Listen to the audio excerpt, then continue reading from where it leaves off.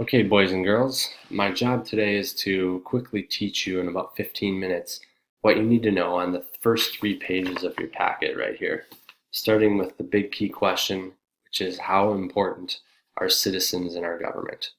As you can see, anything that's behind these green boxes up here are the things that you're going to need to write in on your sheet. Again, it'll greatly help you to understanding how important citizens are in our government. So here's our introduction as we go really fast. Our government relies on citizens that are informed and active. They must understand how to voice, sorry about that typo, their interests and act collectively and hold public officials accountable. If those things don't happen, we can have a very corrupt democratic system. Dictators could take control and we would be in big trouble because the dictators, one person usually, would rule and control everything.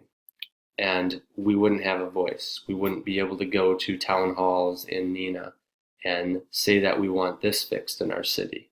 We wouldn't be able to impeach leaders that may be corrupt and bad for the country.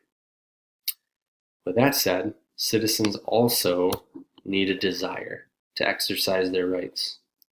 Okay, that they need to understand ideas about citizenship, politics, and government. Okay, we're going to review, scrolling up here, got a nice little picture of the state of nature. We've talked about, do we need government? And we know that we have, because we've discussed in our egg drop and in the state of nature that life was brutal, tough, fearful, and uncontrollable. Early people found that with cooperation or through cooperation, it was easier to survive. You know, I've used the analogy in sports that if we're all working as individually in basketball or football, we're very weak, and this can be broken as my hand wiggles. But if we come together and work as one, we're very strong. So we'll think about it as that. People also found in old times that when they lived in groups, they found that it was necessary and useful to have a government because that government offered protection and safety. There were early forms of government. We knew that the strongest was the leader. This typically was a guy like a king. It could have been the best hunter, the oldest and wisest man, or inventor. And even the simplest form of government was able to see that this helped people survive. So that's why we have a government today. Okay, moving on. In part 2, I want you to see how important citizens are, hopefully by first looking at what our government is now. Let's review. We know we've had the 4 philosophers. We've got Locke, we've got Hobbes, Montesquieu, and Rousseau. Those were the guys who influenced our founding fathers, helped us adopt a system of government where people were free and had a say in the laws of government. They took many ideas from these ancient civilizations, Greece and Rome, which we've mentioned. The foundations of democracy and republics were written there and practiced for many years. Our government exactly is a democracy. There are 2 types. The first is a direct democracy, which works very well in small groups like town halls and things like that. And Neenah has a form of that today. When they vote on things, they use majority rule. So it's very neat that that is a part of our system, yet not entirely based on it. But in a direct democracy, people act together and they vote to make laws. And like I said, only works really well in small communities. We have a representative democracy today. And that is a kind of neat little feature because we elect officials to carry out the work of government for us.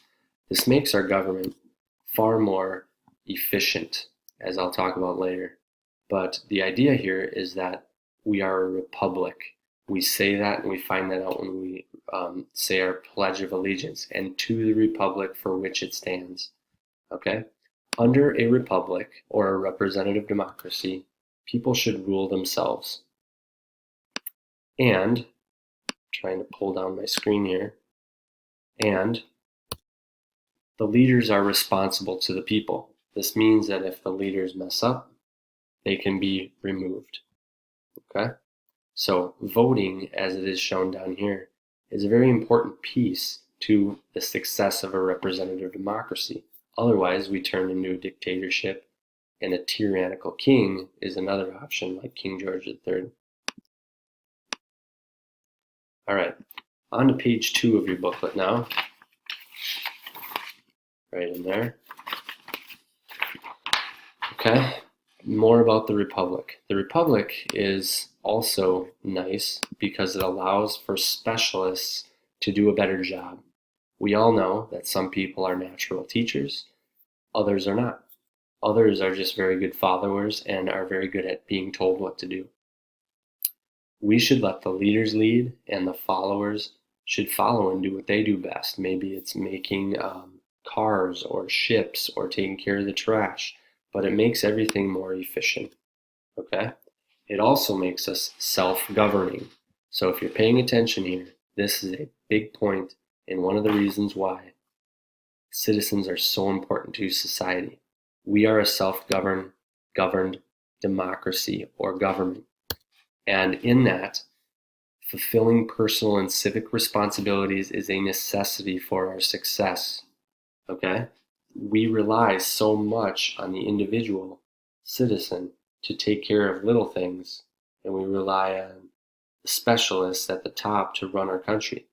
Without a good flow of both and a good balance of both, we would crumble. There's just too much for one person to control. And I think in history, through King George III trying to control the 13 colonies, we learned a valuable lesson on that. It was just too far away, and it was too much for him to manage. All right, next piece. It says, without government, there are certain things provided to help it succeed. I'm sorry, I said without, I meant with government. And here again is another advantage of having government. There's really 3 of them. Number 1 is we are provided services. Okay? The government serves a purpose and helps us do the following things. It provides ways for people to work and live together. It also enables a large group of people to get things done, okay, in a manageable environment. Government performs services that are difficult to provide by oneself. For example, police departments, fire departments, garbage collection, the city plows when it snows. All that stuff helps us run more efficiently, like a piston in a car going up and down, or like a continuous circle. The more we can stay in a groove and function, the better off we'll be. Okay, page 2 continued. Governments also help provide rules. Large groups, over time, figured out that rules help us live together. This goes back to Hammurabi's Code.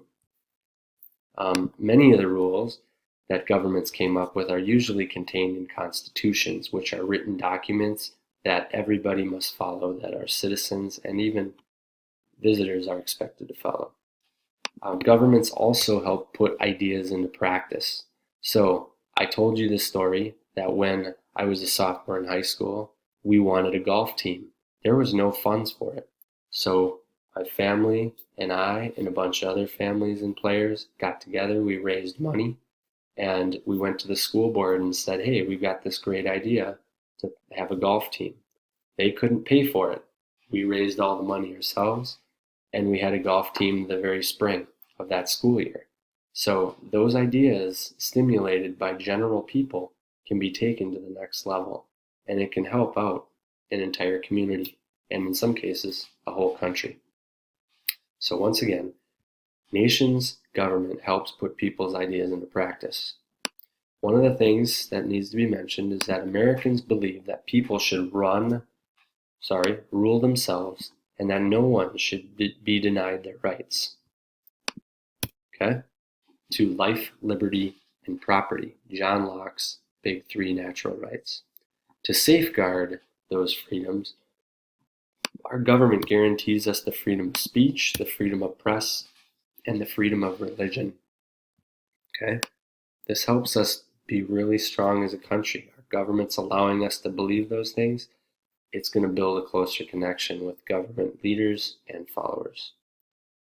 Americans also believe that if one person's rights, just one, are denied in any way, shape, or form, the liberty of all is endangered. Okay? It's like making the very first person a slave.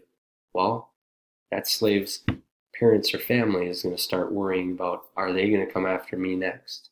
And that's kind of what happened in Africa generations ago.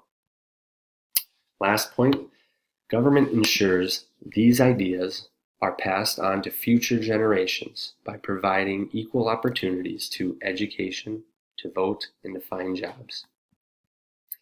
Once again, at any point you feel like you need to slow down, go ahead. At this point, I'd like you to stop the video and show Mr. Resch how you're doing just to check in. You're about 10 minutes in. Cover the rest in our final portion here. Okay, we're back. We got our nice little Uncle Sam picture here to help us understand visually what's going on. So we have all these things in our government. They provide services, they provide rules, they provide us a way to put our ideas into practice. This all helps citizens become an integral part to our government and help it function smoothly.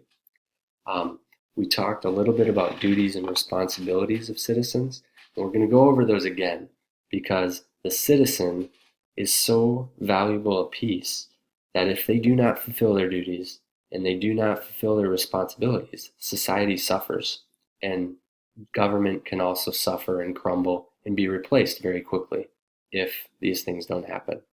So, civic duties, remember, are the musts. They have to be followed. We said they were required by law. The success of our government depends on the people fulfilling these duties. Here again are some of those examples. Get these down. Obeying the law. This could be like, you don't kill people, you don't steal from people. We're not talking about follow the speed limit. We discussed how that was a responsibility yesterday because people break it and they still don't get a ticket. And cops see it all the time. Okay, so those are the big ones we're talking about is don't kill, don't steal, don't commit adultery, that kind of stuff. Number 2 is attend school. We learn all of our responsibilities and our duties from school. So it's such a valuable piece that you guys get to spend a semester with me learning about government. Okay, third point is paying taxes. We have to raise money to pay for these things somehow. The old people, the ones that are retiring, are always kind of complaining about, hey, I'm not going to have this Social Security check later on, or my payment is dropping. Well, our taxes pay for things like that. They help pay to plow our streets and keep the lights on in the street for when we're walking home late at night. They pay for the street sweepers. They pay for city parks that we all benefit from. So paying taxes, although we don't like it, I'll admit it myself, I don't either, it's very valuable. Serving in the armed forces. We talked about how we want to keep threats at bay, at seas and at overseas and at home. Final piece is appear in court. We talked about how that's such a critical part of our nation's system to give everybody the right to a fair trial. All right. Last piece here is on responsibilities. These are the shoulds of citizenship. They're not required by law, but yet they're really important to helping make the community more closely knit and function well. Voting is one of these. We talked about how thousands of people are not going to participate in the vote coming up here. That's their choice, but it does help kind of bring America together for one cause and help America choose the best person for the country. Don't skip out on that. We have a duty to be informed. I shouldn't say duty, a responsibility. Okay? The worst thing for any community is people making a decision based on a lack of information. So try to be informed. Taking part in government is a huge piece too. The quality of any government is totally dependent on the people that are involved in it. Two people's minds are almost always better than one. So if we work together, we can get more finished. Finally, last 2 points, helping your community is huge. Just raking the yard for a neighbor can make a heck of a difference. Respecting and protecting others' rights is the final huge piece. I hope that was quick. Good luck, and we'll go on.